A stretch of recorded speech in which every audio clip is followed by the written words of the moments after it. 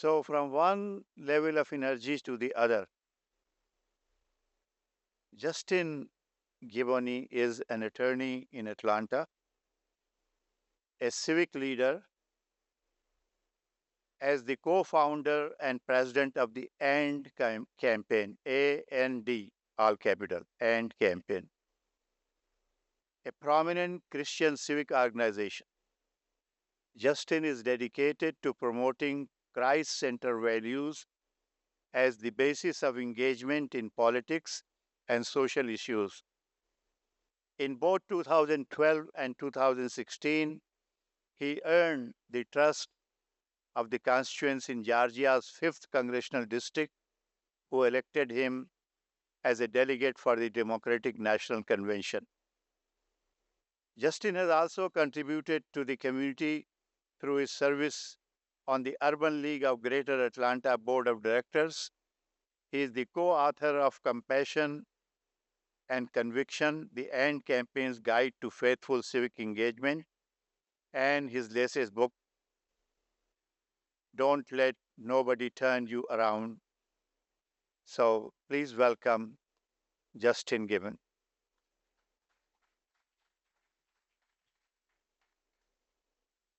Good evening. Let me rush to thank Dr. Siddiqui, World Congress of Muslims for Interfaith Relations, for the invitation. Me and Dr. Siddiqui met, I guess, a few months ago now at the One America event, and promised that we would get back in touch, and we did. And so I'm honored to be here and be able to speak to you all today.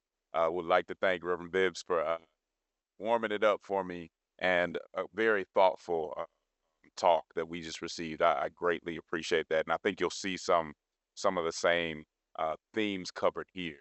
Really, where I'm coming from is coming from the Black traditional church. I want to talk about how what I was asked to talk about is the challenge to creating a moral force. And a moral force, as I know it, one of the greatest moral forces that I've kind of been around is the civil rights generation, which was primarily a Black church effort, but one that invited other faith groups in as well. So I want to talk about the challenges to creating a moral force through that lens. And we talked about my book earlier, which really is ask the question, how would the civil rights generation react to the culture war today, this battle between conservatives and progressives? And I'll start with some lyrics. Lift every voice and sing, till earth and heaven ring. Ring with the harmonies of liberty. Let our rejoicing rise high as the listening skies. Let it resound loud as the rolling sea. Few captured and articulated the soul and sensibilities of Black America like James Weldon Johnson. He was a Renaissance man with a deep sense of social responsibility. Never content in one professional arena, Johnson was a professor, newspaper editor, lawyer, activist, diplomat, and songwriter. He engaged education, civics, and the arts not with a sort of promiscuous curiosity, but with a genuine burden to innovate and shape things for the better. He wasn't satisfied just consuming knowledge. He had to spread knowledge by teaching at a historically Black college and writing books that edified, celebrated, and corrected his people. He wouldn't just vote and march. He would lead the NAACP. He wouldn't just observe his people's aesthetic expression. He would intellectualize it and become the co-creator of the Harlem Renaissance. He wouldn't just listen to the music of the day. In 1900, he would write the song, Lift Every Voice and Sing, the definitive anthem of Black America. In that song, Johnson revealed the root and passion of the Black church as a moral force. Through this composition, he laid bare the anatomy of a faith-based movement for justice and moral order. The anthem begins with God and faith, and it ends with God and faith. It's a sound recitation of Christian doctrine. It testifies to God's sovereignty and credits him as the author of all good things. God of our weary years, God of our silent tears, thou who has brought us thus far on the way, thou who has by thy might led us into the light. A moral force is built on a foundation much more profound than self interest or the domination of neighbor. It's built on faith. A moral force doesn't first ask what's in it for us, it inquires as to whether a certain reality reflects the Creator's design and if it negatively or positively impacts the human condition. It looks at the landscape of human relations and asks, is this as God intended? If not, it must change, even if the status quo is to my benefit. A moral force is driven by what God says ought to be and pursues that truth, notwithstanding what has been, what is in the present, or what's forecasted to be in the future. In other words, it's not deterred by conventional formulas of probability. Stony the road we trod, bitter the chastening rod. It doesn't have to be easy or likely to be pursued. The only condition is if it was commanded by God. If God says free the slaves, it doesn't matter if it seems impossible. The only answer is yes, Lord. If his word says welcome the immigrant, then even at our own expense, we shall say nothing less than yes, Lord. And if God has instructed us to protect children, then the secular school board better be prepared for friction because the only acceptable response is yes, Lord, coupled with removing all inappropriate content from the school curriculum. That is the work of a moral force. A moral force is willing to be misunderstood, mocked, ridiculed, and severely punished in pursuit of its commission. For a cause that belongs to God can't be surrendered in fear of men. Although the movement might be initiated by one particular faith group or another, its appeal to universal truths comes to the rescue of all people, of all races, and all creeds. Now listen to this. Ironically, when James Weldon Johnson writes Lift Every Voice and Sing, he's actually an agnostic, inspired by a religious ethic that uses reason but surpasses reason. Even in his religious skepticism, he's interpreting a faith that acknowledges the dire circumstances at hand while refusing to be arrested by the circumstances. He's recognizing that a spiritual song can achieve something that an academic treatise never will. He's admiring belief even in his unbelief. This demonstrates that the work of a moral force inspires not only the faithful, but also the faithless. Whether it's liberating the oppressed, illuminating moral boundaries in an otherwise lawless society, a moral force is a blessing to all of humanity, not just its demographic. It doesn't have to agree with others to acknowledge and protect their dignity. A moral force is not neutral because God isn't neutral, but it is impartial. It weighs all issues and all people with honest scales. America is in need of a moral force as our government handles refugees with violent showmanship and as social media algorithms tempt our daughters to make themselves sexual objects in attempts to emasculate our sons. The matter is urgent. We have come over a way that with tears has been watered. We have come treading our path through the blood of the slaughter.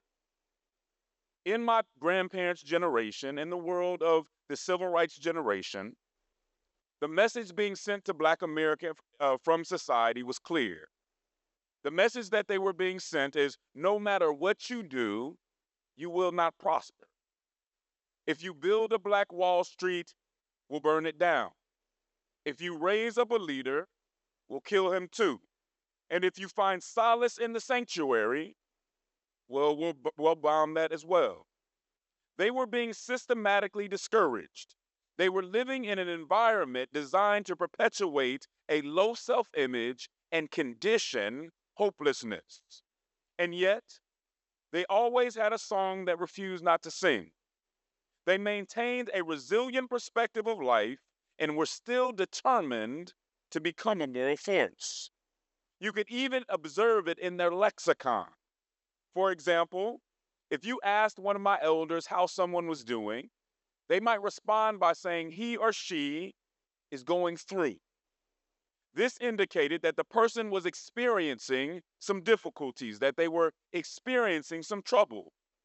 But what I want you to understand in this saying is that it was aspirational and that it didn't treat the situation as a destination or a dead end. And I'm almost embarrassed to admit it, but it took me decades to understand that the phrase going through wasn't just a meaningless colloquialism. It wasn't just an empty saying. When I finally understood it, I understood that it was actually a philosophical prognosis. It was a metaphysical declaration. In other words, it sounded simple, but it had a much deeper meaning and heavy spiritual implication. You see, it acknowledged the severity of the struggle while treating it as temporary or transitory in nature. It was a passing obstacle that we were expected to overcome.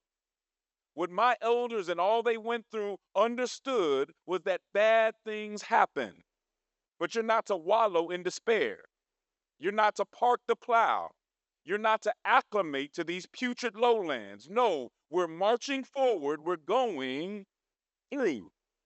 And as a consequence, they were able to see that the best response to evil and corruption in society and in culture and in politics is not antagonism or militancy, not surrender or docility, not bitterness or vengeance, but rather a faith centered resilience that refused to become evil to fight evil. Now, let's examine what some of the challenges are to a moral force. What gets in the way of a good cause? Why don't all moral movements succeed? Now, by nature, a moral force is disruptive. Not disruptive for the sake of disruption, but for the sake of correction and improvement. It dismantles corrupt institutions, disinfects contaminated cultural perspectives, and pierces through veils of deception and layers of lies. It tells society things society doesn't want to hear but needs to hear. It upholds timeless truths that pop culture doesn't want to be true but are true nonetheless. Therefore, the keepers of an unjust or immoral status quo will be the natural opposition to a moral force. Those who have situated themselves to benefit from darkness, confusion, and chaos don't want light, clarity, and order. For instance, the pimp doesn't want religious institutions on the streets informing ladies about God's intent regarding the dignity and virtue of women. The crooked banker will cry foul at reasonable regulations and lobby against the light of consumer protection. The biased judge wants to be the final say. He doesn't want appeals to a higher authority. And the gangster who exploits and terrorizes his community doesn't want them to build earnest relationships with law enforcement. He would rather preserve those walls of hostility. And what I want you to understand is that none of them will suffer agents of change lightly. They will place a tax on raising your voice for the vulnerable. They'll make speaking for what's right costly and condoning what's wrong lucrative.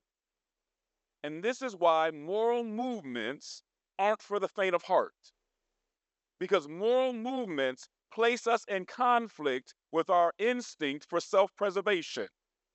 One of the biggest challenges to a moral force is the fear of men.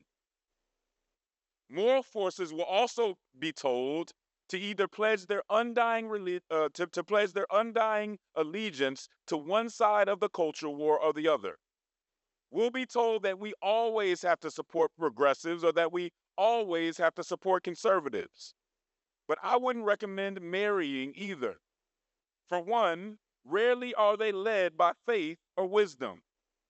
There are too many ulterior motives that compromise your cause.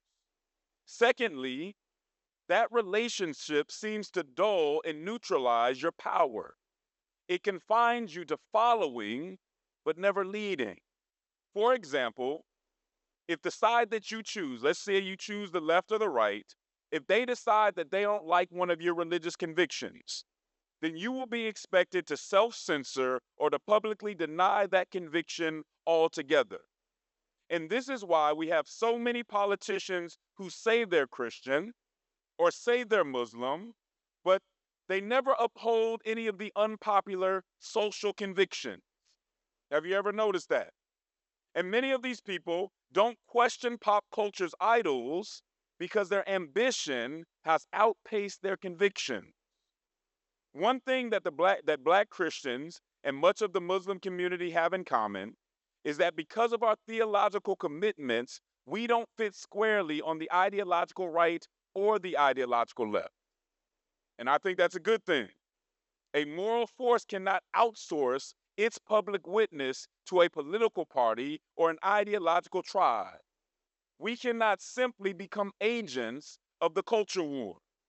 We must be willing to confront progressives and conservatives when they tread on moral order or justice. We cannot hate one side so much that we refuse to question or challenge the other. Sadly, and I'll be honest with you, there are many, even in my community, who have decided to limit themselves to progressivism or conservatism. Not only are they squandering the civil rights legacy, they're left with no unique contribution to make to the American experiment. Working with the left or right in temporary alliance can be good, but uncritically following behind progressives or conservatives is not only intellectually lazy, but death to a moral force. Keep us forever in the path we pray, lest our feet stray from the places, our God, where we met thee, lest our hearts, drunk with the wine of the world, we forget thee. Here Johnson's song begs God to protect his people from themselves. It pleads with God not to leave us to our own devices. It acknowledges that we all have a tendency to diverge from God's will and be intoxicated by the substances of the world. Whereas in the culture war, progressives and conservatives pretend that they're purely good and that their cultural opponents are irredeemably evil, the Black church's civil rights generation, as a moral force, believed that it was important to reckon with their own sin and with their own capacity for wickedness. It wasn't just their opponents that were corruptible, it was themselves. They too were unrighteous without God. Moral forces won't win every battle. We might not even win every war. But ultimately, I believe that the light shines in the darkness and the darkness has not overcome it. In other words, God will prevail. And if we know that God will prevail, then the main challenge to creating a moral force isn't external. The primary challenge in creating a moral force is issues within that would-be moral force itself. A moral force usually dies from internal injuries. What I'm saying is our hypocrisy, our selfishness, our jealousy, and our lack of integrity are often what stops a moral force from succeeding. When we are not what we represent ourselves to be, we defeat ourselves. Our power becomes our condemnation. And I'm not talking about perfection, I'm talking about integrity. Alexander Solzhenitsyn said, "The line between good and evil runs not through states, nor between classes, nor between political parties either, but right through every human heart. Consequently, we can't just critique and condemn others. We must always be willing to examine ourselves. A moral force that neglects self examination or avoids accountability is no longer a moral force. We must identify and confront the bad actors in all of our communities.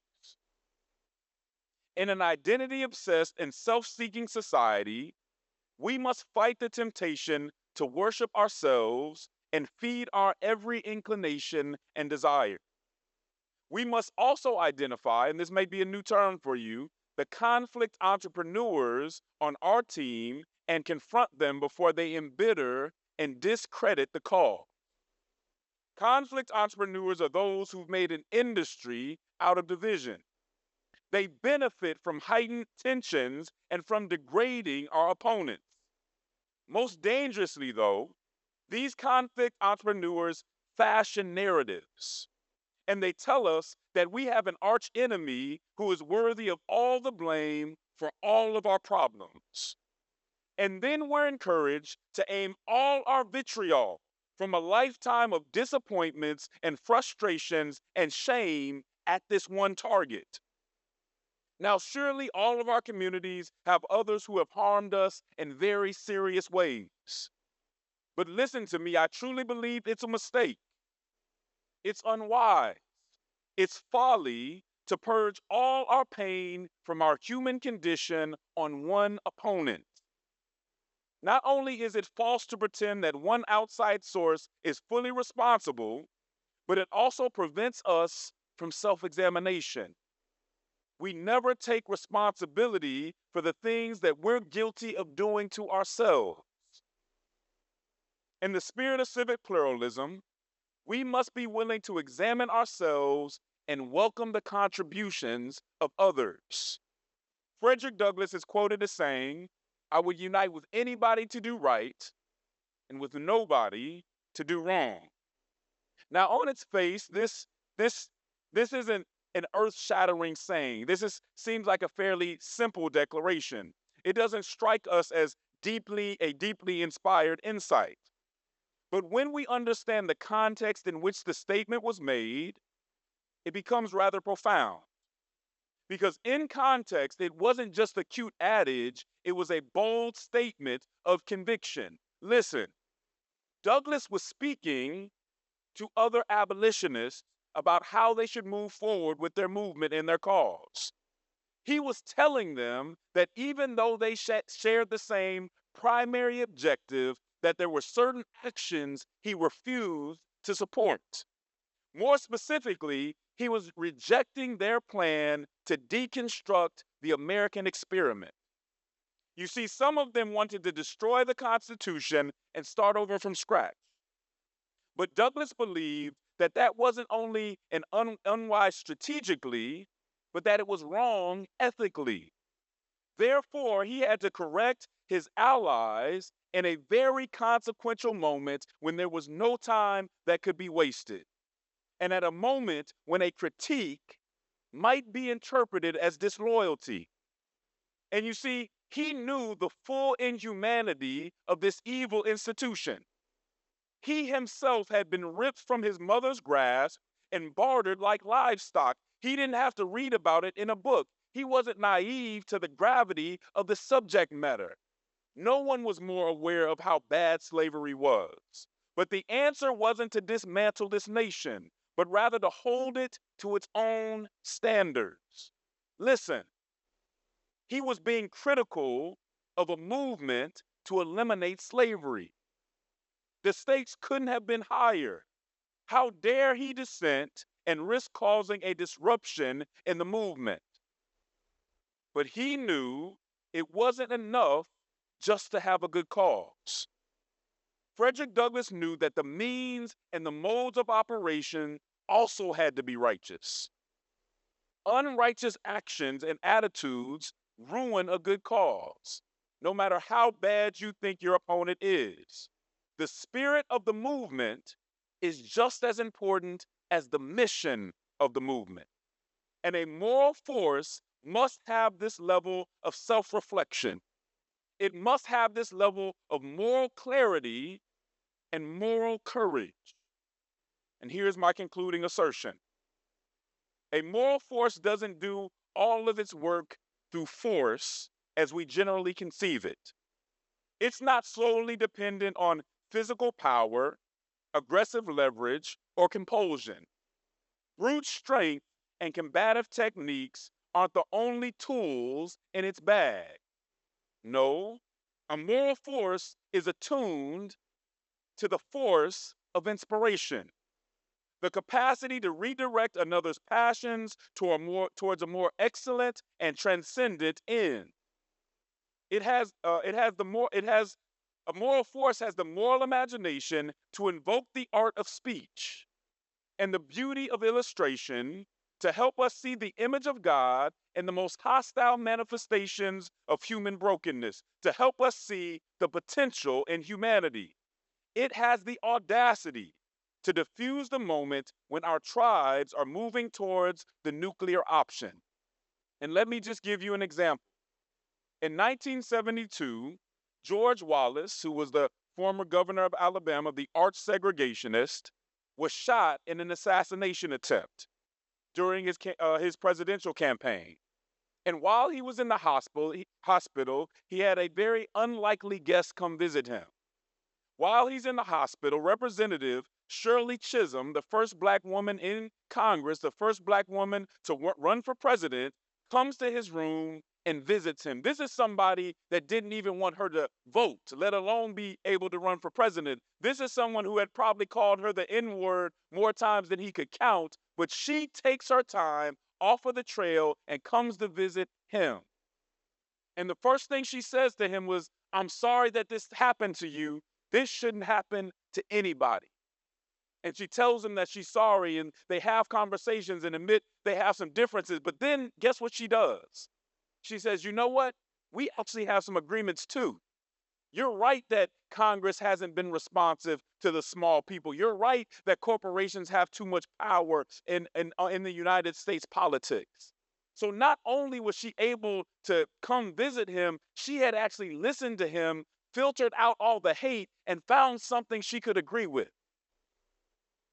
And it said that while she was there, he could not stop crying, that he cried the entire time. And then after she leaves, he learns, he moves on, and ends up going on a tour, which he called his apology tour, where he apologized for segregation.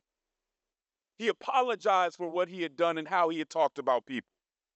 And this is what this shows us about a moral force. A moral force has the dexterity to fight its opposition tenaciously while leaving room for the prospect of redemption. It doesn't eliminate the potential for reconciliation by spewing insults and contempt, so that maybe somebody like George Wallace might be inspired, or so that maybe its grace could inspire the pimp to choose honor over exploitation, that it might inspire the crooked banker to choose honesty and generosity over greed, that it might inspire the biased judge to choose justice over partiality, and that it might inspire the gangster to choose beloved community over intimidation and violence. For the moral force understands that inspiring is far better than destroying. Thank you for your time. I appreciate it.